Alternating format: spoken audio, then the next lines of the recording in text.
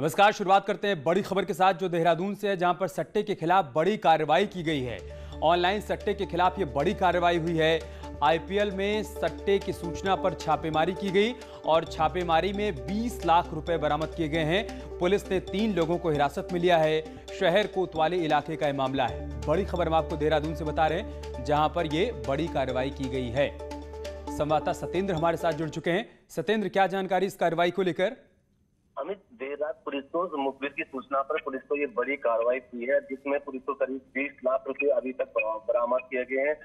और ये 3 लोग हैं जो अपने ही घर में बैठे सट्टा का काम कर रहे हैं। आईपीएल में सट्टे का काम कर रहे थे। अमित, आपको बता दूं कि अभी तक राज्य में तीसरी ऐसी घटना है जहां सट्टे से आईपीएल में सट्टे लगाने वालों को पुलिस ने शिकंजा कसा है। इससे पहले देहरादून एसटीएफ ने भी 4 लोगों को गिरफ्तार किया था और रुड़की में भी एक बड़ी कार्रवाई हुई थी, जिसमें सट्टे आईपीएल के जो सट्टे लगाने वाले जो लोग थे उनको हिरासत में लिया था पुलिस ने। जी अमित, शुक्रिया आपका हमारे साथ जुड़ने के लिए सत्येंद्र और जानकारी हम तक पहुंचाने के लिए।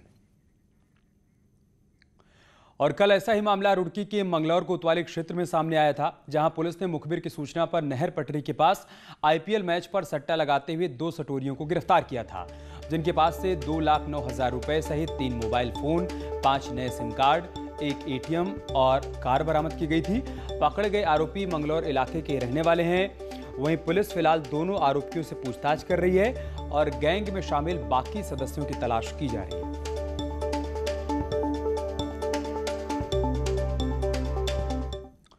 और त्योहारों को लेकर एसओपी जारी की गई है। त्योहारी आयोजनों को लेकर एसओपी जारी की गई है। कंटेनमेंट जोन में किसी तरह की छूट फिलहाल नहीं है। आयोजन स्थल तय करेगा प्रशासन। सैनिटाइजेशन, मास्क और सोशल डिस्टेंसिंग की जिम्मेदारी और इसका ख्याल रखना होगा। किसी भी आयोजन में 200 से अधिक लोगों को अनुमति नहीं मिलेगी। भीड़ प्रबंधन का विशेष ध्यान रखा जाएगा। आयोजक की कार्यक्रम की पूरी जिम्मेदारी होगी। प्रशासन की देखरेख में त्योहारी आयोजन किया जाएगा। ये बड़ी खबर हम आपको बता रहे हैं। संवाददाता दीपांकर भट्ट हमारे साथ जुड़ चुके हैं। दीपांकर, इस फैसले के बारे में विस्तार से बताइए।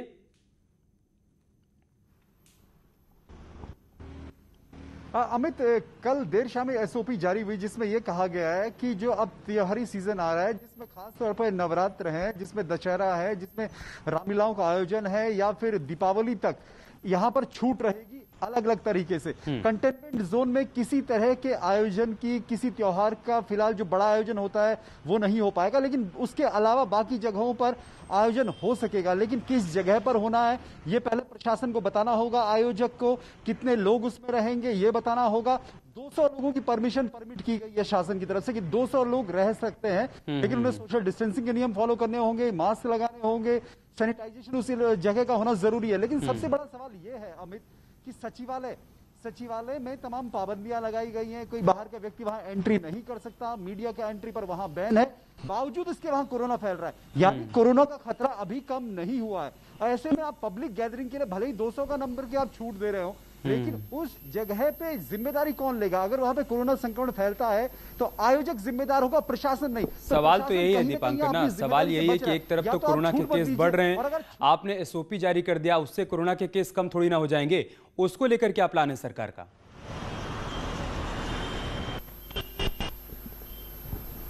बिल्कुल अमित, इससे पहले भी तमाम जगहों पर यह दिखा, लॉकडाउन के दौरान यह दिखा कि तमाम कंफ्यूजन नजर आए। उसका जब प्रवासी लौटे तब कंफ्यूजन नजर आया। उसका बॉर्डर पर टेस्ट होगा या नहीं होगा इसको लेकर कंफ्यूजन नजर आया। अब जिस सचिवालय में सारे सेक्रेटरीज बैठते हैं, मुख्य सचिव बैठते हैं, वहां मुख्य सचिव के दफ्तर में 4 लोग कोरोना पॉजिटिव हो गए। जब आप सचिवालय में तमाम पाबंदियों के बावजूद संक्रमण को नहीं रोक पा रहे हैं, तो फिर बाकी जगहों पर आप किस तरीके से रोकेंगे? एक बहुत बड़ा सवाल है। पब्लिक के लिए आपकी जिम्मेदारी क्या है ये? हाँ, बहुत शुक्रिया दीपांकर आपका हमारे साथ जुड़ने के लिए और जानकारी हम तक पहुंचाने के लिए। एक और बड़ी खबर की बात करते हैं। सीएम आज डिजिटल ट्रांसफर करेंगे किश्त की। पंचायतों को राज्य वित्त की बाकी किश्त आज जारी कर दी जाएगी। 5वीं और 6वीं किश्त सीएम आज ट्रांसफर करेंगे। त्रिस्तरीय पंचायत को साल 2020 और 21 का फंड जारी किया जाएगा। दोपहर 12:30 बजे ये फंड डिजिटल तरीके से ट्रांसफर कर दिया जाएगा। बड़ी खबर हम आपको बता रहे हैं, तीसरी किश्त आज जारी की जाएगी। मुख्यमंत्री की तरफ से पंचायतों को राज्य वित्त की जो बाकी बची हुई किश्त है वो आज जारी कर दी जाएगी। 5वीं और 6वीं किश्त ट्रांसफर के जरिए आज जारी की जाएगी।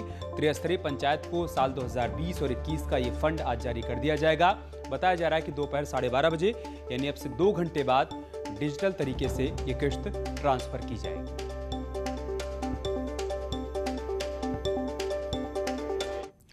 हरिद्वार में साधु संतों की बैठक राजनीति का अखाड़ा बन गई। हरे राम आश्रम में आयोजित बैठक में शहरी विकास मंत्री मदन कौशिक और पूर्व पालिका अध्यक्ष सतपाल ब्रह्मचारी के बीच तीखी नोकझोंक हो गई।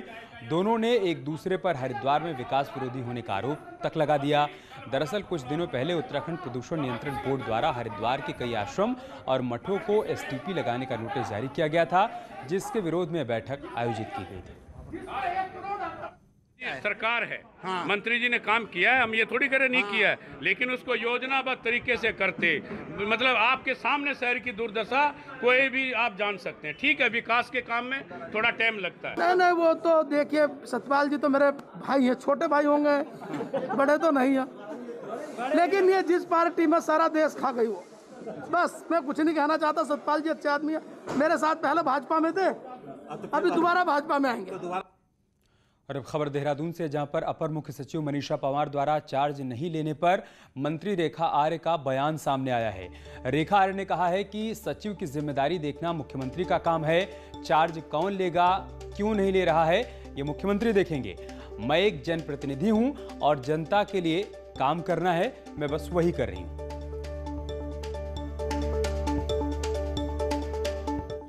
बुलेटिन में बात करते हैं महेश नेगी यौन शोषण मामले की, जिससे जुड़ा बड़ा अपडेट सामने आया है। मामले में विधायक की मुश्किलें बढ़ सकती हैं। दिल्ली में विधायक के खिलाफ सबूत मिले हैं। दिल्ली में विधायक और महिला की होटल में साथ रहने की पुष्टि हुई है। दिल्ली के जाने माने होटल के रूम नंबर 258 में रुकने के साक्ष्य भी मिले हैं। आपको बता दें कि पुलिस यौन शोषण मामले की तफ्तीश कर रही है। एक टीम दिल्ली पहुंची थी और दिल्ली में टीम को ये साक्ष्य मिले हैं। देहरादून के मेयर सुनील उनियाल गामा के खिलाफ सोशल मीडिया पर अभद्र और अश्लील पोस्ट मामले में देर रात बीजेपी के पार्षद और कार्यकर्ताओं को गढ़ी कैंट थाने पहुंचकर हंगामा करते हुए देखा गया। थाने का घेराव किया उन्होंने और आरोपियों के खिलाफ कार्रवाई की मांग करने की मांग की। वहीं पुलिस मामले की जांच पड़ताल कर रही है। तहरीर दी है कि मेयर साहब के खिलाफ किसी संबंध में किसी ने एक टिप्पणी फेसबुक पे की है, उसमें लिखा गया है मेयर सुना है, कुछ ऐसा लिखा गया है। और इस संबंध में हमने इनसे तहरीर ले ली है। इनको उसको हमने अपनी जीडी में जैसे हम करते हैं उसको एंट्री कर दी है और इसमें जांच की जा रही है और जांच के बाद अग्रिम कार्रवाई की जाएगी। अगर सरकार ने टीचर्स और पेरेंट्स के सुझाव को माना तो 15 अक्टूबर से 10वीं और 12वीं की पढ़ाई शुरू हो सकती है, लेकिन राज्य भर से आए सुझावों पर आखिरी फैसला 14 अक्टूबर को कैबिनेट में लिया जाएगा। करीब 7 महीने बाद स्कूलों में लगे ताले स्टूडेंट्स के लिए खुल सकते हैं। शुक्रवार को शिक्षा मंत्री अरविंद पांडे ने राज्य के सभी जिलों से पेरेंट्स और टीचर्स की राय और सुझाव लिए, जिसमें सबसे अहम सुझाव ये आया कि 10वीं और 12वीं के बोर्ड के स्टूडेंट्स के लिए स्कूल खोल दिए जाएं। वहीं इन सुझावों पर आखिरी फैसला 14 अक्टूबर को कैबिनेट की बैठक में होगा। 14 तारीख को कैबिनेट है और मुझे उम्मीद है कि इस विषय को उस दिन हम सारे सुझावों के साथ हम उसमें उसका प्रेजेंटेशन देंगे और बाकी जो सरकार सामूहिक रूप से निर्णय लेगी, जो बच्चों के हित में होगा, विद्यालय शिक्षा के हित में होगा, उसका पालन किया जाएगा। वहीं पेरेंट्स और टीचर्स ने ये कहते हुए स्कूल खोलने को जरूरी बताया कि ऑनलाइन एजुकेशन का गलत इस्तेमाल भी हो रहा है, जिससे बच्चों के बिगड़ने का डर है। वहीं शिक्षा मंत्री ने कहा है कि कोरोना से बच्चों की सुरक्षा की जिम्मेदारी सभी की है। इस टाइप से बोलते हैं, मैं उनके किसी बात पे मैं कोई टिप्पणी करते हुए नहीं, लेकिन मैं ये कहना चाहूँगा कि समस्या इतनी बड़ी है कि यह किसी व्यक्ति पर थोपने से समस्या का समाधान नहीं होगा, बल्कि एक सामूहिक अपनी जिम्मेवारी को समझकर, बच्चे बेशक उनके हैं लेकिन हमारे बच्चे हैं। कोरोना के बाद सबसे ज्यादा सवाल स्कूल एजुकेशन को लेकर खड़े हुए, जहां प्राइवेट स्कूल अब भी ऑनलाइन के नाम पर फीस वसूल रहे हैं। वहीं सरकारी स्कूलों में 7 महीनों से सन्नाटा पसरा हुआ है। दीपांकर भट्ट, न्यूज़ 18, देहरादून। अल्मोड़ा दौरे पर पहुंचे उच्च शिक्षा मंत्री धन सिंह रावत ने राज्य में कॉलेज को कब से खोला जाए इस सवाल पर कहा कि 15 अक्टूबर की बैठक में कुलपतियों के साथ तय किया जाएगा। इसके साथ ही ये भी कहा कि सभी कॉलेज को इंटरनेट सेवा से जोड़ा जाएगा। इसको इंटरनेट सेवा से और 4G कनेक्शन दे रहे हैं प्रत्येक कॉलेज को, और 15 तारीख को मैंने सभी कुलपतियों को बुलाया है और अपने डायरेक्टर को बुलाया है, और उस दिन हम निर्णय करेंगे कि कॉलेज कब से खोलने हैं, किस चरणबद्ध खोले जाएंगे। सामरिक दृष्टि से महत्वपूर्ण होने के साथ कई गांव की लाइफलाइन बनने जा रही है। टनकपुर जौलजीबी सड़क विवाद में एक बार फिर से आ गई है। प्रदेश में लगातार ये विवाद सुर्खियों में है। समय रहते अगर सड़क विवाद नहीं थमा तो 2022 में सड़क विवाद का असर जिले की 2 विधानसभा सीटों पर देखने को मिल सकता है। टनकपुर जौलजीबी टेंडर को लेकर उठा विवाद विधानसभा तक पहुंच चुका है। सत्ता पक्ष के विधायक पूरन फरत्याल के लगातार मुखर होने से कांग्रेस को मुद्दा मिल गया है, तो वहीं कांग्रेस अब इसे जिले की 2 विधानसभा चंपावत और लोहाघाट में चुनावी मुद्दा बनाने की तैयारी में है, जबकि बीजेपी नेता समय रहते विवाद का पटाक्षेप करना चाहते हैं। आज केंद्र में तुम्हारी सरकार है और स्टेट में तुम्हारी सरकार है और सारे फाइल कागज सब तुम्हारे हाथ में है और एडजुडिकेटर और आर्बिट्रेशन का फैसला भी तुम्हारे हाथ में है। तो उसके बाद मैं नहीं समझता कि एक सामरिक दृष्टि से महत्वपूर्ण सड़क और जो इस क्षेत्र के तल्लादेश क्षेत्र के 30,000 लोगों की लाइफलाइन है, उस सड़क को नाक की लड़ाई या मूंछ की लड़ाई बना के उलझाना बहुत दुर्भाग्यपूर्ण है और इसकी जितनी निंदा की जाए वो कम है।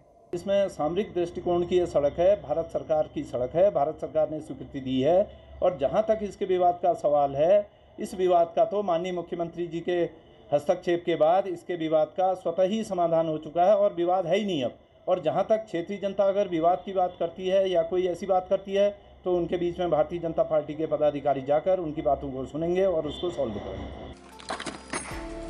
टेंडर विवाद के चलते 3 साल तक सड़क निर्माण रुकने से नाउम्मीद हो चुके ग्रामीणों में दोबारा सड़क निर्माण शुरू होने से अब फिर से उम्मीद जगी है और ग्रामीणों का कहना है कि पड़ोस में नेपाल बॉर्डर पर सड़क बन चुकी है। ऐसे में अगर अब राजनीति के चलते टनकपुर जौलजीबी सड़क का निर्माण कार्य रुका तो इसका जवाब 2022 में दिया जाएगा। आज़ादी के 70 साल बाद हमारे सीम, चूका, कोट केंद्री, टाक, न्यूरी, खेत, इन गाँवों पर रोड जारी थी, सड़क जारी थी जो टनकपुर जौलजीबी मार्ग बन रहा था, लेकिन राजनीतिक विरोध के कारण कुछ समय से ये काम अटका पड़ा। वहाँ पर पड़ोसी देश से नेपाल से भी रोड वहाँ पर पहुँच चुकी है। हमारे देश की जो रोड बननी है तो उसको आगे बढ़ने देना चाहिए, राजनीतिक दल नहीं आनी चाहिए इसमें। राजनीति अगर इसमें ज़्यादा राजनीतिक होगी तो इसमें जो है 2022 में चुनाव में बहुत जो है ये फर्क पड़ेगा। निर्माणाधीन टनकपुर जौलजीबी सड़क बॉर्डर पर रह रही एक बड़ी आबादी को जोड़ती है। ऐसे में सड़क का काम दोबारा रुकता है तो इसका सीधा असर जिले की 2 विधानसभा सीटों पर पड़ना तय माना जा रहा है। न्यूज़ 18 के लिए चंपावत से। और एक बड़ी खबर की बात करते हैं। बच्चों समेत खुद जहर खाने वाले पिता की मौत हो गई है। बेस अस्पताल में भर्ती पिता की मौत हो गई है। अल्मोड़ा सयाल खेत की घटना है। पत्नी के घर छोड़कर जाने से परेशान था शख्स, खुद के साथ बच्चों और पशुओं को भी उसने जहर दे दिया था। हॉस्पिटल में उसका इलाज चल रहा था जहां उसने दम तोड़ दिया। बड़ी खबर में आपको बता रहे हैं, बच्चों समेत खुद जहर खाने वाले पिता की मौत हो गई है। ऋषिकेश में विदेशी महिला से रेप के मामले में आरोपी अभिनव राय अभी भी पुलिस की पकड़ से बाहर है। विदेशी महिला ने मुनि किरेती थाने में तपोवन निवासी अभिनव राय पर रेप का आरोप लगाया है। पीड़ित ने आरोप लगाया है कि नशीला पदार्थ देने के बाद उसने रेप की वारदात को अंजाम दिया। ड्रग्स का सेवन करा करके और बलात्कार किया जा रहा था और अभी 5 तारीख को शाम को जबरदस्ती इसके फ्लैट में घुस करके शीशा तोड़ के इसके साथ में मारपीट भी करी। इस मामले में मुकदमा दर्ज किया जा चुका है। और खबर देहरादून से, जहां पर सहसपुर थाना क्षेत्र में गैंगरेप की गलत सूचना देने पर देहरादून पुलिस सख्त नजर आ रही है। पुलिस जल्द ही आईपीसी की धारा 182 के तहत कोर्ट में रिपोर्ट फाइल करने जा रही है। जानकारी देते हुए एसएसपी अरुण मोहन जोशी ने कहा कि जल्द ही पुलिस कोर्ट में गलत सूचना के खिलाफ केस फाइल करेगी। दरअसल हाल ही में महिला ने अपने साथ सेलाकुई पुल के नीचे गैंगरेप की सूचना दी थी, लेकिन पुलिस ने जब मामले की तफ्तीश की तो महिला का मेडिकल करवाया गया और सूचना गलत पाई गई। कोर्ट में 182 आईपीसी की रिपोर्ट फाइल कर रहे हैं, क्योंकि एक मैसेज भी हम लोग चाहते हैं कि कोई इस तरह के गंभीर अपराधों को लेकर के गलत या झूठी सूचनाएं पुलिस को ना दे। इससे बहुत ख़राब मैसेज भी जाता है। तो जो भी इस तरह की सूचनाएं गलत तरीके से देते हैं या झूठी सूचनाएं देते हैं, उनके खिलाफ जो लीगल कार्रवाई होनी चाहिए उसके हिसाब से जो। उत्तरकाशी में नशे की तस्करी धड़ल्ले से हो रही है। नशे की पैदावार हो या फिर नशे की गिरफ्त में आने वाले युवा, हर दिन ये संख्या बढ़ती जा रही है। खुद एसपी भी मानते हैं कि पिछले 3 सालों में लगातार नशे के मामलों में इजाफा हो रहा है। साल दर साल नशे की खेप पकड़ी जा रही है।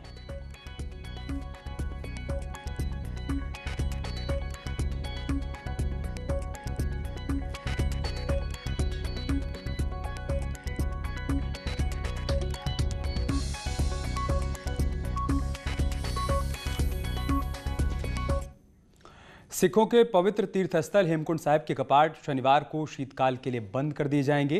गुरुद्वारा कमेटी ने कपाट बंद करने को लेकर तैयारियां भी शुरू कर दी हैं। सुबह गुरबाणी का पाठ किया जाएगा, उसके बाद शबद कीर्तन का आयोजन होगा, जिसके बाद आज दोपहर 1 बजे कपाट बंद कर दिए जाएंगे। और इसके साथ इस बुलेटिन में इतना ही। खबरें जारी हैं, आप बने रहिए हमारे साथ। नमस्कार।